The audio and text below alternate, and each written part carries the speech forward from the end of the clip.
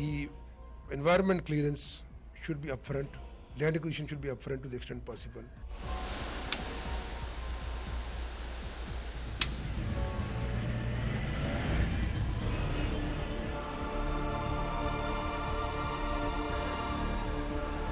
Now that the ministry has agreed for delinkage of environment clearance from the forest clearance, my feeling is that we will be in a position to obtain environment clearance very fast.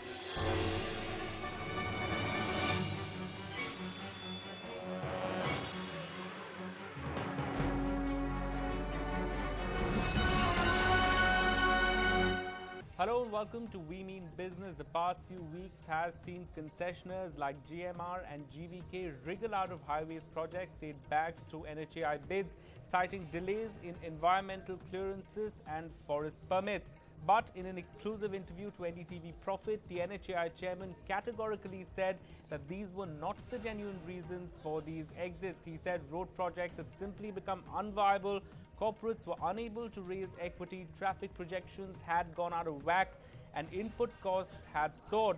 So is the road sector in a spot of trouble? Are we going to see things get only worse from here? Well, joining me to debate this is a power-packed panel. Kishore Kumar Mohanty, MD at Gammon Infrastructure, joins us here in the Mumbai studios. Also joining in from Mumbai is Anjan Dev Ghosh, the head of corporate sector ratings at ICRA. They've recently come out with a comprehensive report on the road sector. Joining in from New Delhi is Mr. Parvish Minocha, Group Managing Director, Transportation Business at Feedback Infrastructure Services, along with, of course, Mr. Brahmdatt, the former Secretary at the Ministry of Road, Transport and Highways. Before we begin our discussion, let's quickly listen in to the NHAI chairman in an exclusive conversation with my colleague Onita Moja Sinha. The thing is, the BOT projects must be de-risked before we award them, before we bid them.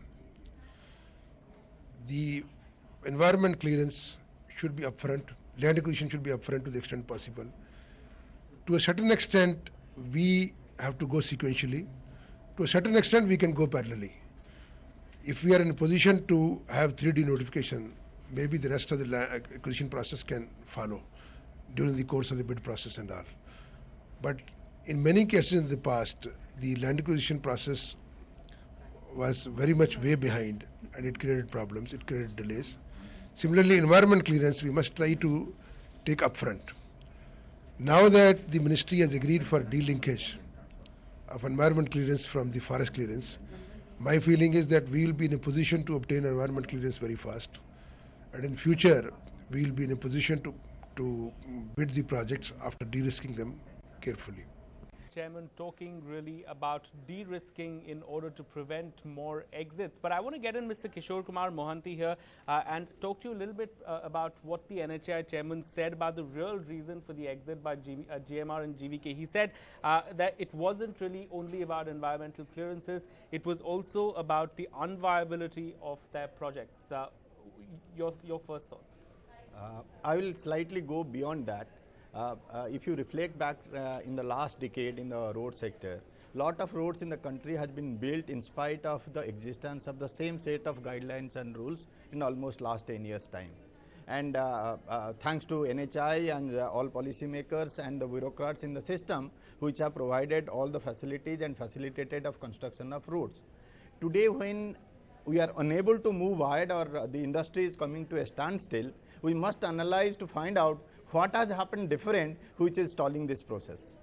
In my opinion, there are twofold. One, of course, there are some bad biddings has happened in the whole industry, and this might be, people might take this as an opportunity to wriggle out of the projects. That is point number one. But that's not, in my opinion, is the major point. The major point is the earlier the way the system and the government offices are working still, and the timely delivery and facilitation of the whole process is not happening.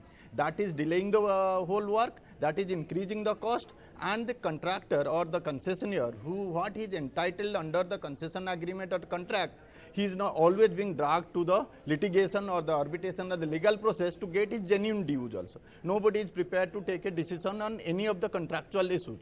Right. So the whole cash flow system in the structure is getting disturbed. So once the cash flow structure gets disturbed and there is no money in the system, naturally every organization, every corporate, every project comes to a standstill. Right. So your first point was very interesting. In fact, I want to get Mr. Parvesh Minocha on your first point. How would you react to that, sir? You know, are these exits really examples of the excesses of the past, the irrational bidding that took place, the premiums that companies like GMR paid for the kinds of projects they wriggled out of? In some sense, then they should be equally liable, really, for the projects that they've managed to come out of. See, I'll probably put it this way. I think rather than talking about very specifics, the sector is going through a stress today. India's #1 news app just got even better. Download NDTV's new app. Fully optimized for Retina display. Full screen view. Faster response time. And Sudoku. NDTV's new iPad app.